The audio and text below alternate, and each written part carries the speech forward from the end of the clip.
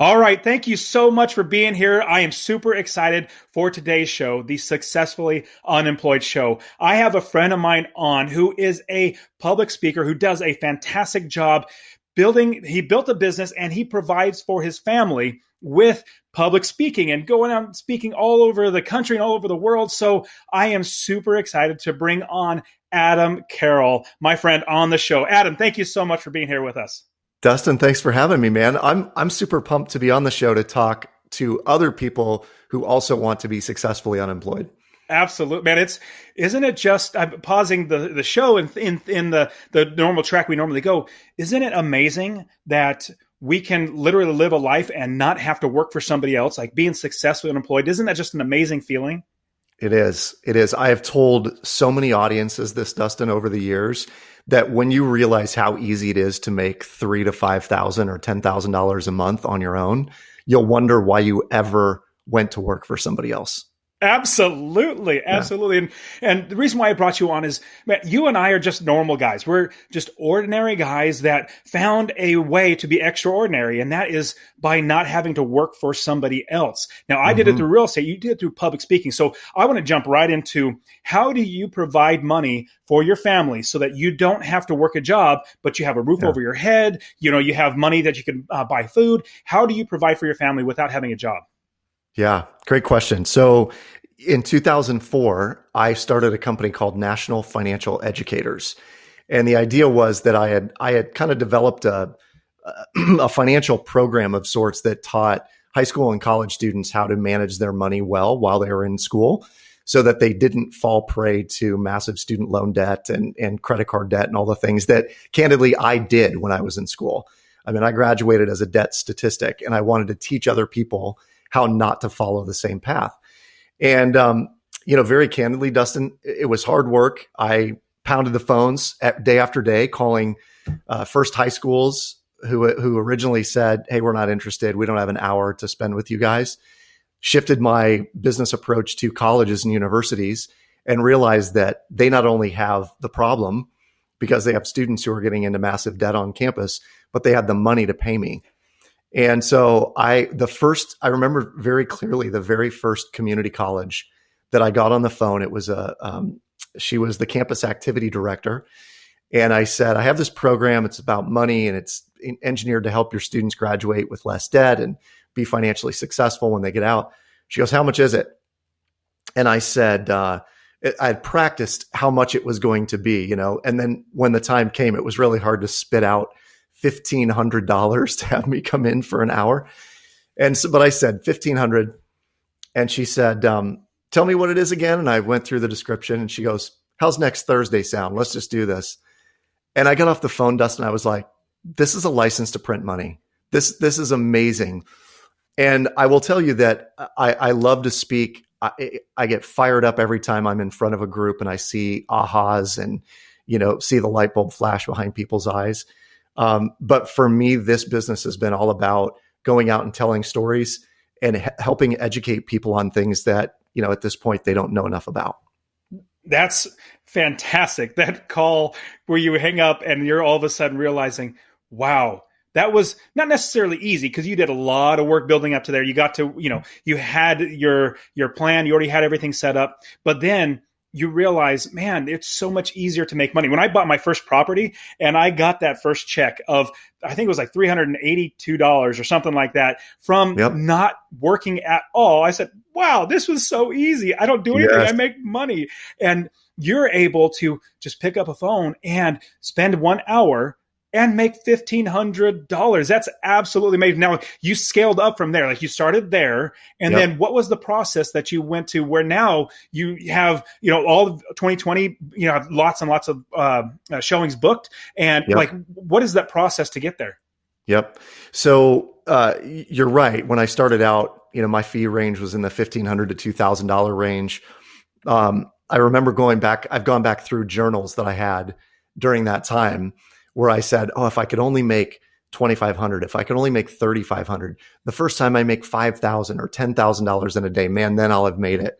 So over the years, my pay scale, the fee range has gone up over time. And I think part of that is, how many engagements have you done? So there's a certain level of mastery that comes in being in this business. I will say there's a lot of people that really love the speaking industry and that are getting into it. Maybe they're dipping their toe in the water. And for those of you out there that want to do that, know that it's okay to start at a lower range. If it's 500 or 1,000 or 2,000, whatever it may be, get your feet wet, go out there and do a number of engagements until you know you just have a lock solid program that you can go out and sell. At that point, you can start to increase your fees. And I got a piece of information from a professional speaker years ago.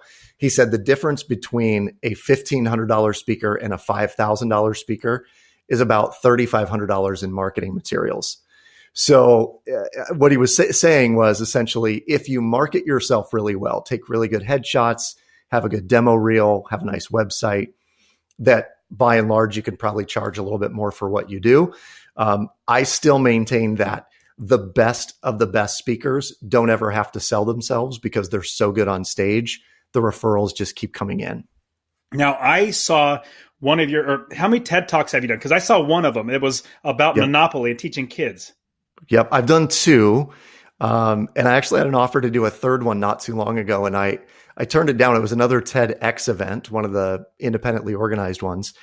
And I felt like I had such success with my second one that doing a third might not make a ton of sense. But it was an amazing experience, both of them. Now, I loved that TEDx. Now, I want the TED Talk you did talking about Monopoly and all that sort of stuff. It was fantastic. I had my wife watch it with me. I was like, number one, the content's fantastic. Number two, he delivers it. Like he's a professional. He does a great, I'm captivated. I'm loving it. Thank you. I appreciate that. And so I want to put a link to that in the show notes page Cool. for this, because I want people to see what is possible as you build your business. Now, let's take us back to the very beginning.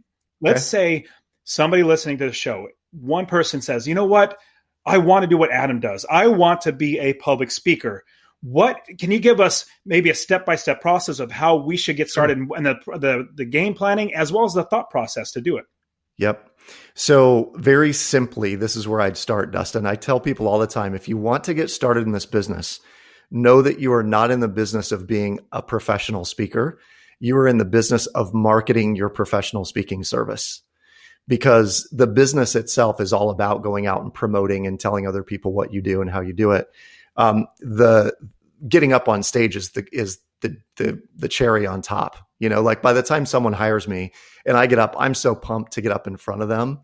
I could care less if they've paid a bill or not. You know, I mean, I think that's the beauty of this business, is if you would do it for free anyway, and then you get paid at the end, or you get half up front and half at the end, it's an awesome experience. So here's what I'd tell people.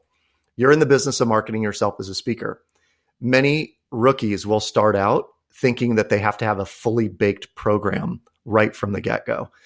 And my suggestion, and what I would urge you to do, is come up with 3 titles that you would like to talk about. So you're going to create 3 titles and then write 3 session descriptions for each of those titles. The way that I steer people to create those titles is, like, I would use you as an example, Dustin. Are you willing to walk through this? Absolutely. I love it. Yes. Okay. So master passive income is obviously your baby. I think successfully unemployed would be a cool topic. And give me a third passion of yours, something that you're really fired up about that you would love to talk for an hour on. So I could talk for an hour on Olympic lifting. That's so completely not finance or anything related. But that's so weird. Yeah, like Olympic lifting or weightlifting, you know, with the what you do in the Olympics. I could talk about it because I love doing it. Okay. So Olympic lifting, and what would you tie that to? Is that like the other two are pretty obvious, right? Those are about freedom and flexibility and lifestyle.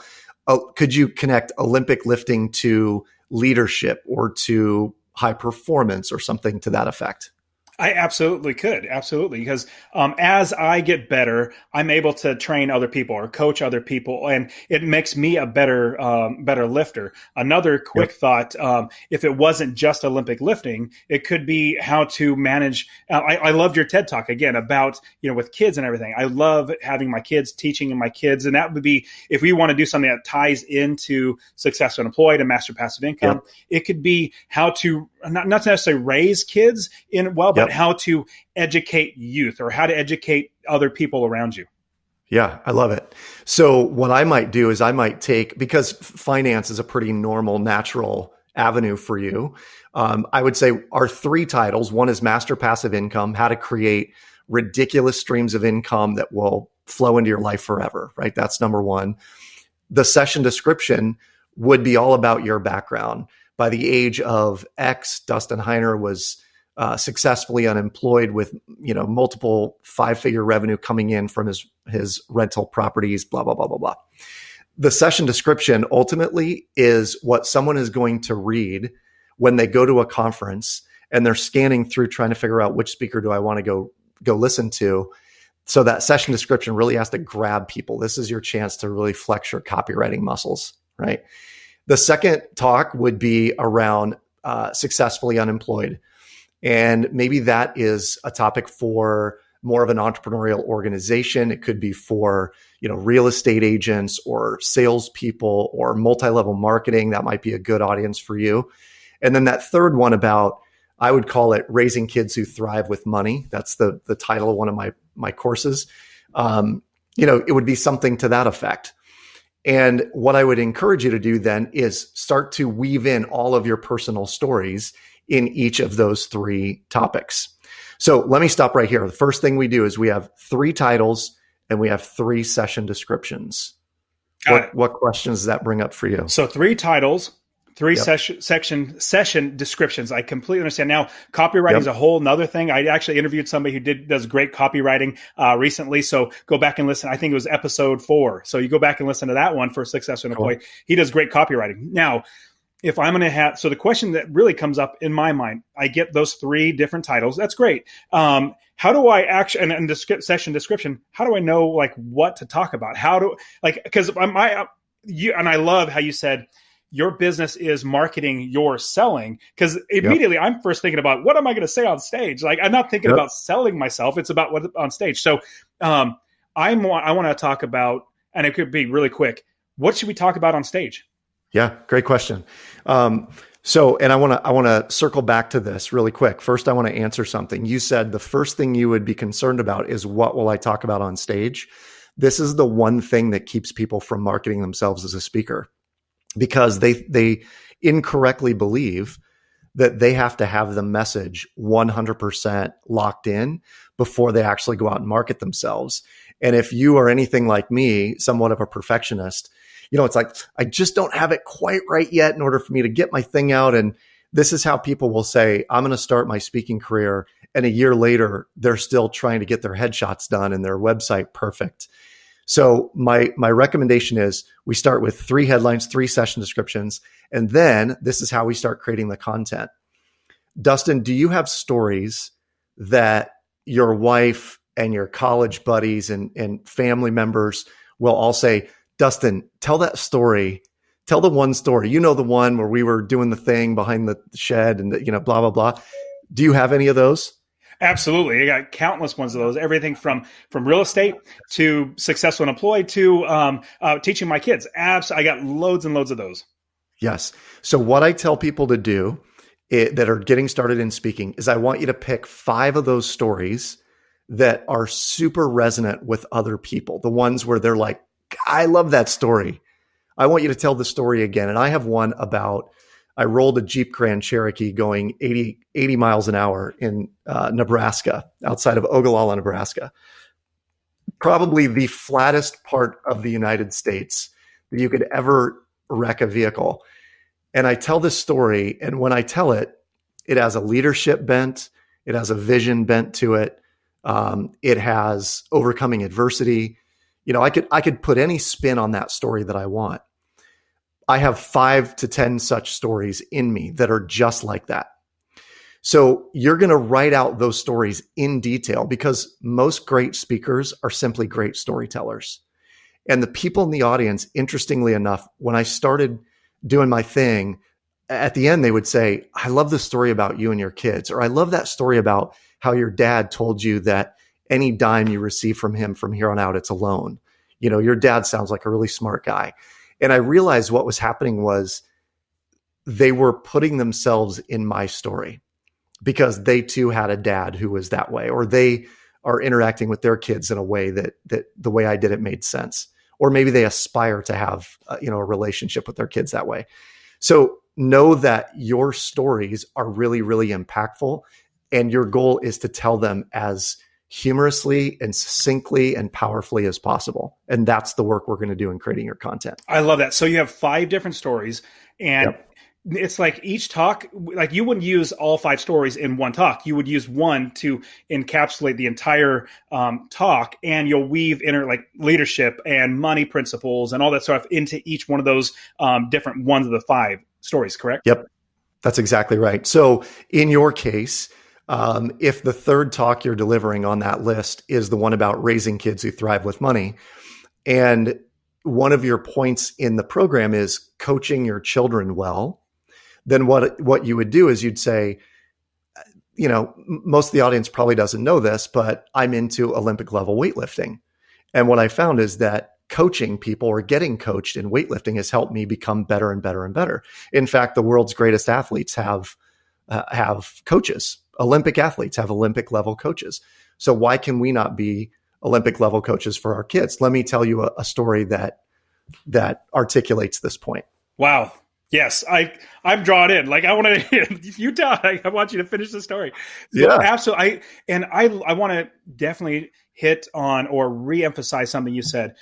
The people that are great speakers, they're really great storytellers. That's Yeah. what it comes down to. Because as you're telling the story, I've written four different books now, and I've gotten better at writing as I've written the next book and the next book. Well, the most recent book was Successfully Unemployed, that I wrote about my journey to eventually quit my job, all the lessons that I learned, everything. Yes. And I weaved inside the story or of the entire book so many stories that people can understand, that they could take home the principle, take home the point. And so you're Totally. absolutely right.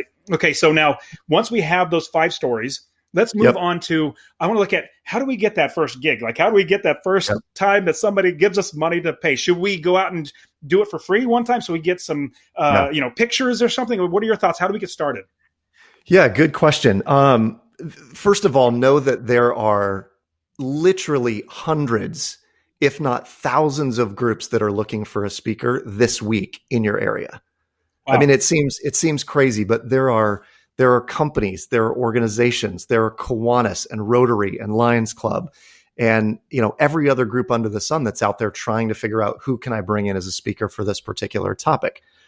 Um, I would agree that you should go out and do some for free, if nothing else, Dustin, than to hone in the stories, know where the jokes hit, know where the pauses should be, get some feedback, take video of yourself.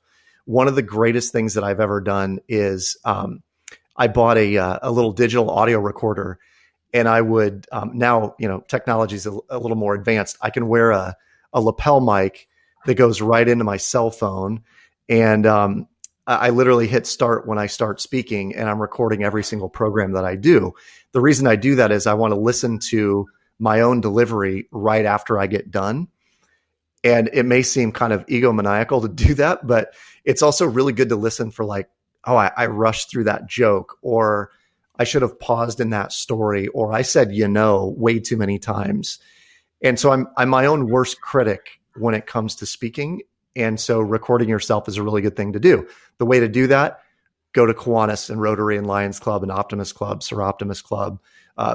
Chambers of Commerce are always looking for breakfast speakers. And the way that you get these, and this will be really critical for your audience, is you reach out to the head of the chamber or to a Kiwanis or Rotary Club. Rotaries are the best because they all want speakers. They're all a bunch of business owners and people who, they just appreciate that you're coming in for the cost of breakfast, basically. And you'll probably get a cool lapel pin and a pen out of the deal for the first few. But what will happen is some of the people that are there will come up and say, wow, that was really impactful. My company should hear your message. Do you ever do this at the company level? So what I found in my speaking business was when you go to the Kiwanis, Rotaries, Lions Clubs, and you call them up and you say, my name is Dustin Heiner. I'm a speaker from the Phoenix, Arizona area. I'm working on some new material and I would love to try it out on your audience. Do you have any openings for speakers coming up in the next few weeks? And typically they'll say, well, gosh, what do you speak about? Because they're not going to ask how many times have you presented or what's your fee or any. If you're saying, I just want to try it out, they may say, how much will it cost us? And you could say, typically my fee ranges from 1,000 to 2,500, depending on the group. But again, I'm trying some new material out. I really want to get timing and honing of the jokes in. I'd be honored to come just deliver this for your group for free. I love And they'll that. be like, absolutely, absolutely. Now, here's the key. That message of I'm trying some new material out. It's suggestive of a couple things. One, that you have old material you're no longer using. And number two, that you are a seasoned pro because I'm trying some new material out. I'd like to try it on your group before I take it out nationally, as an example. Those are some absolutely fantastic tips. So, like you said, the Rotary Club. You're talking about. What? Go through a quick list of the different ones that you think we should quickly look at, or even just give them a call in our area. Yeah. So Rotary is the lowest hanging fruit because they are literally everywhere. Every single city metro area has multiple Rotaries. So Rotary is one. Kiwanis or JCs. So the Kiwanis Club or the JCs Club are Got it. typically, independent business owners or young entrepreneurs kind of thing. I think chambers of commerce are a great place to go. And then this is a big one. And this one in my mind is like the pot of gold at the end of the rainbow. There is an association for every single group you can possibly think of. And those association presidents or heads, executive directors of the associations all get together within a group called the Society of Association Executives. So it is an association of association executives. Wow. Here's Yes. the benefit of this. Every state has an SAE. So in Arizona, it's probably the azsae.org. Okay. So when you go to the azsae.org website, it'll pull up all of the dates of the upcoming meetings. It'll have every single member that's part of that group. And for probably $25 to $50, you can buy a directory of all of the associations that are part of that society. My goodness, that is a huge huge tip. I mean, that is high level tip that you could anybody listening to this. That's gold. You got to write that down. It That is is gold. It awesome. is gold. And when you figure out what your pitch is to those associations, the benefit of doing the associations is you go in and do one association. Well, the association is full of business owners, more than likely, or VPs of marketing, or heads of sales, or CEO, CIO, CMO, whoever may be your audience. So you go do an association gig, and now you've been opened up to 50 or 100 different individuals who might be willing to bring you into their company. So this is like one to many marketing, and it's how I built my business to where it's at today. I Is I love go that, and guys.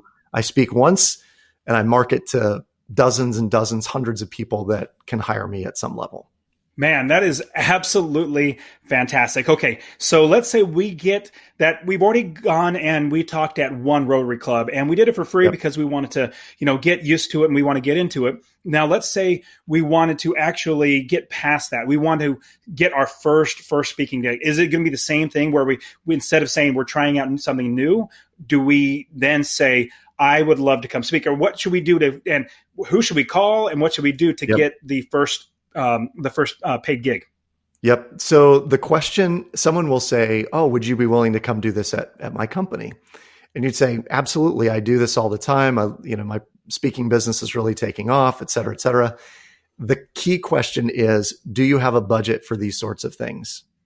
Okay. So a lot of beginning speakers will shoot themselves in the foot when they go, well, how much is it? Or how much do you have? Or my fee is X.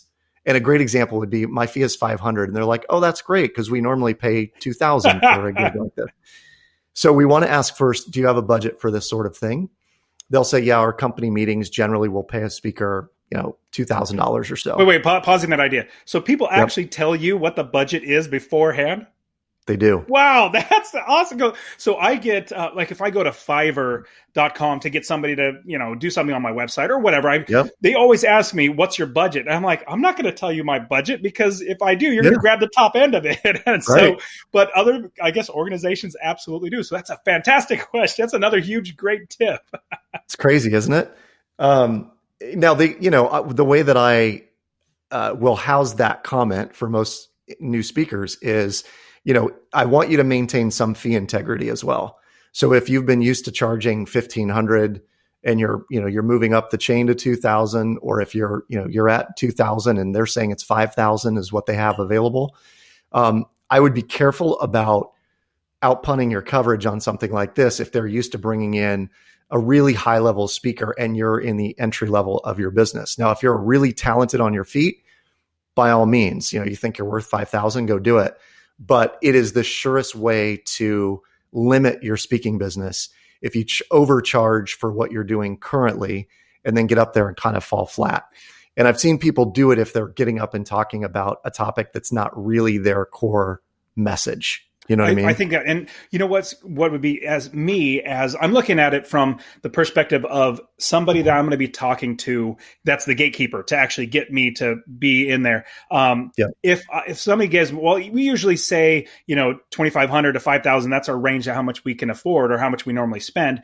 If I would jump in there and say, yes, my fee is normally $5,000.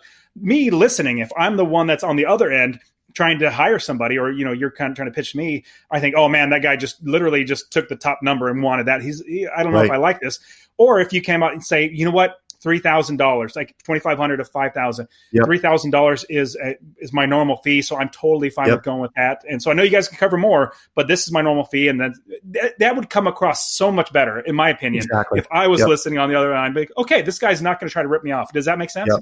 Totally. And you're spot on, Dustin. One of the things that we do will say, well, my typical fee for an in-state rate, if I'm driving less than an hour is X. And then they'll say, well, okay. And I'll say, what kind of budget are you working with? And if they are above what I'm saying, or they say, oh, that's perfect, we have that in our budget, I could say, if I am well within your budget, what we could also do is give a book to every single person in the audience. That would increase the fee by X. Does that fit within your budget range? So that's where I think having an additional resource, whether it's a book or an audio program or a course that you have available, you can very easily upsell certain groups with things like that because they've already budgeted for a certain amount. I love that. So let's say $2,500 to $5,000. You get there and you say 3,000 is great, or beforehand, like you find out they could do more.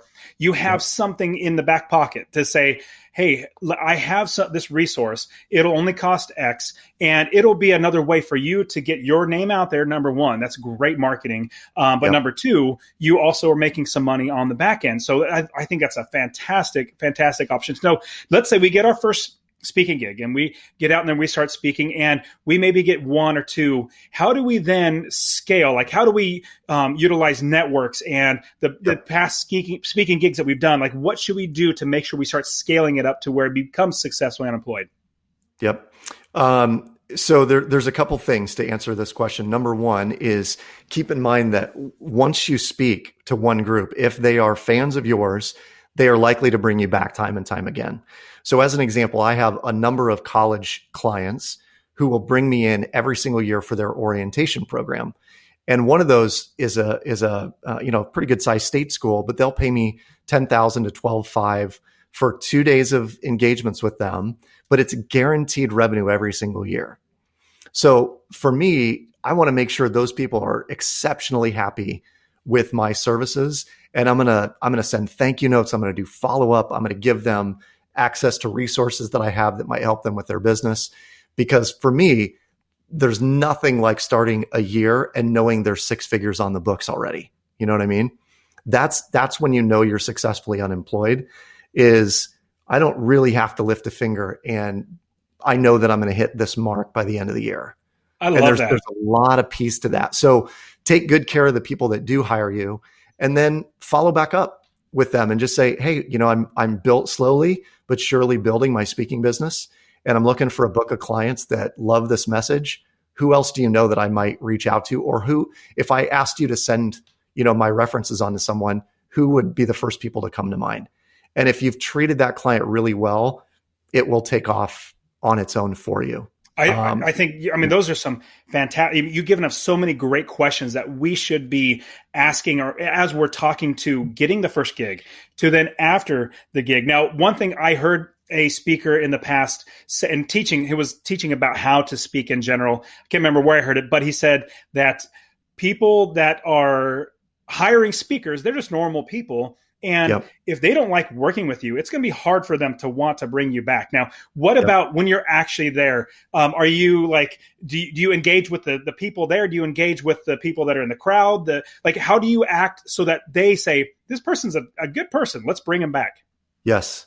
All of the above, Dustin. I've seen so many speakers come in and act like a prima donna, that they don't talk to anybody, don't connect with people. Some of them are rude to the people at the table. I am like overtly gracious with every single person at these events for that very reason. So one of the things that I learned from studying some of the best is they will go out and they'll network with a handful of people in the crowd before they ever get started. And that way, when they do get up on stage, there's already a familiarity with people that are in the audience. And they may even say, oh, hey, Dustin and I were having this conversation. His kids and my kids are going through the exact same thing at the same age. And I introduced myself over here to Kevin. Kevin's doing this. He's traveling here this summer, which I love. So I'm going to use people in the audience as an example because it feels like I'm more connected with their group. And ultimately, and this is a big one, your job when you're on stage is not to be seen, it is to see. And so what you're doing from the stage is you're seeing who is with you and who isn't. And you're seeing people where they are and meeting them where they are. So I've seen presenters get up and they're just like presenting to spots on the ceiling. And I'll go out and I'll do direct eye contact with someone in the audience and hold it long enough for it to be uncomfortable for that person and then move over to someone else because they feel like I'm literally talking to them, which I am. So I want to see people, not be seen by people. And I think the best way to do that is connect with the people who are hiring you and those that are in the audience. Man, that is fantastic. So I've done this before. I've given talks many times, and so I also have my message down pretty well. And I was at a real estate investor group, and I was the speaker. And nobody really knows me. I was in New York. Actually, it was New Jersey when a friend of mine invited me. I was in town and said, "Hey, why don't you come speak at the?" And I went because I knew my content so well. It was easy for me to really mingle with. I was literally talking to every single person. There was probably about 60 or 70 people. I did my best that I could go up and, meet as many people as I can, get to know them. And you're absolutely right. When I brought in, hey, and Betty over here, she's doing this. Like people are kind of like, oh, wow, this guy is like, but here's one thing also that I did. I was in the back while the gentleman was introducing and like getting everything started, getting like the housekeeping stuff, check our website, this and this. I was literally in the back helping bring chairs, like a new family or new people just came in. I was, That's here, awesome. There's no seats. Let me grab some. And I'm putting chairs out and they're looking, I'm making sure that like, hey, thanks. I'm glad you're here. And they sit down. They think I'm just a normal person. And then I get on stage and then I'm presenting. They're like I literally could see their eyes like open up like, oh man, that guy just got me a chair. Yeah. Look at that. I mean, totally, it's like, here's pizza over here. Like, let's get you fed. And then I want you to, So, I love when I'm working with great people. I love continuing to work with great people. I'm old enough now. I've had plenty of businesses where I've worked with people that we don't get along very well. Like personalities don't match, or that person's just mean, or it's maybe me, but I only work with people that I want to work with. That's why I brought you. Like, I was like, Adam's a great guy. I got to bring him on the show. And so I think if we can extend that out in our speaking business, where we're showing how genuine we are, not just being genuine and just trying to say, oh, I'm just being authentic and being fake and authentic. No, you're just helpful. You're just trying to help. So I love that. Now let's get into, how did you get, we're wrapping everything up at the very end. You're getting to the point where you now have the entire 2020, not necessarily booked out because you could probably add more. But like you said, you started the year knowing you're going to have 6 figures already coming in without working. Tell us about that. How it happened or the Yeah. feeling of it? I start with the feeling, but then how it happened. Well, I'll tell you, the feeling is amazing because there were a lot of years, not a lot, there were probably 3 or 4. When you first get started, speaking's a slog. Like you're going to go through the muck. It's the 80-20 rule. Like 20% of it sucks, 80% of it's amazing. Um, there was this march towards where I am today. And where I'm at today is I have dozens of clients who trust me to come in and deliver a message. And I'm always impressed by it, Dustin, because people will say, oh, hey, the last time when you were here, when you talked about blah, blah, blah, blah, I still use that to this day. And it might have been 2 or 3 years ago that I shared that with some of these people. So for me, the power of this business and how I got to where I am today is I'm delivering content that is really meaningful.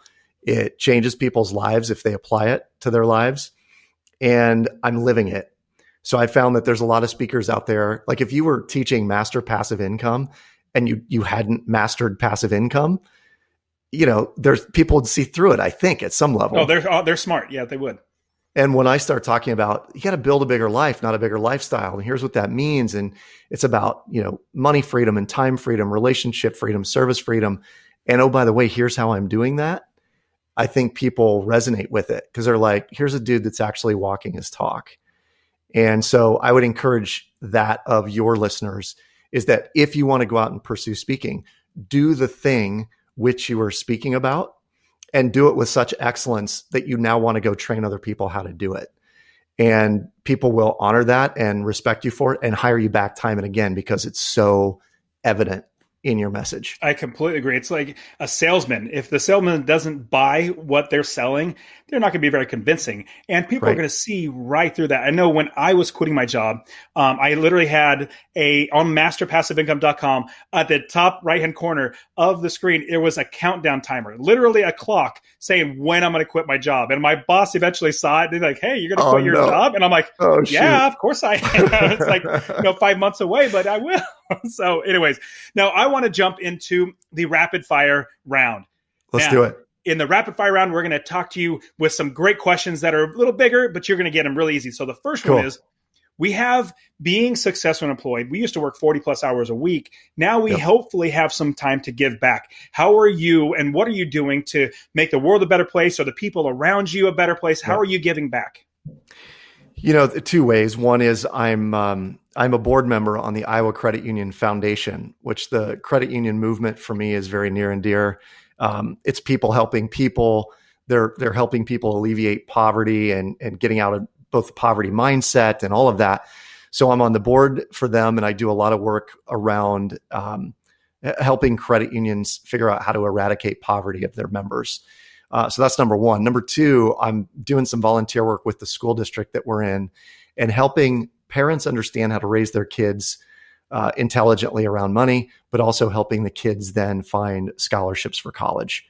And we're doing a lot more. We'll be doing a lot more this coming year. And just my goal is really to help these students understand how close they are to money and how easy it is to actually get college paid for if you're doing the right work in the right time. And ultimately, I think my contribution there is dozens, if not hundreds or thousands of kids will graduate with less debt. And that's my deepest contribution. That's fantastic. Adam, that's awesome. Good for you, man. Okay, next question. If you were to give advice, one piece of advice, and now you covered a lot of ground, one piece of advice for anybody that's going to be getting starting in the public speaking realm, what one piece of advice would you give them? Watch a lot of presenters and evaluate what they do and get really intentional about how you deliver a message that's yours, but appreciate how other people deliver theirs. So Dustin, I spent countless hours watching Comedy Central and watching stand-up comics deliver their message because I'm like, man, the timing of Chris Rock as an example, or I'm trying to think of like Jim Gaffigan's a great storyteller. John Mulaney, great storyteller. They all have a unique way of delivering. But then you go back and you look at pros like Lou Holtz, the former Notre Dame coach. His presentations are masterful. And when you go back to YouTube and watch him deliver his stuff and just break down, like, what are the jokes he tells? And he uses all these one liners, like, I went into this meeting and the average age was deceased. Those kind of jokes are what make a great presenter, because it's like a throwaway joke for him, but for the audience, they're like, that's hilarious, so smart. So study, study, study, and you can watch TED Talks and YouTube, and any of the old greats are fantastic to spend hours just combing through and write their jokes down and eventually make them your own. It'll make you an amazing speaker. That's fantastic. Now, if you were to go back and tell your younger self, let's say you're 15 years old. Now, it doesn't have to be about speaking, but just in general, what's one piece of advice you would give your younger self to make sure that you get to where you are today? One piece of advice. I mean, I would have bought your course at 15 or 17, 18, whenever I could have started buying properties. I think I should have started investing in my own education around creating massive, passive, permanent streams of income. That's great. I love it. Yeah, same here. That's one thing. Like, I worked so many times for other people, and I'm like realizing that was dumb. Okay. So Yeah. now, what is one or two tools that you use? It could be an app, it could be something else, but tools that Yep. you use that we can utilize in our life. My operations director and I have really formalized how we use Asana, the project management tool. So we use that like crazy. That tool for me is hands down one of the best time management productivity tools. And then, candidly, Dustin, I use calm.com, the meditation app. And as odd as that seems for me from a productivity standpoint, there is one setting in Calm that I can just listen to rainfall, and raindrops, when listened inner ear, can put you into an alpha state of mind. And alpha is like entry level hypnosis where you're super focused. And I get the most work done when I'm in alpha mode and I have the raindrops in my ears. That's cool. I'm definitely Yeah. gonna put those in show notes. Okay. Yeah. So what is last one? What's one nonfiction book? It could be business, it could be something else that we should read to help us be successfully unemployed.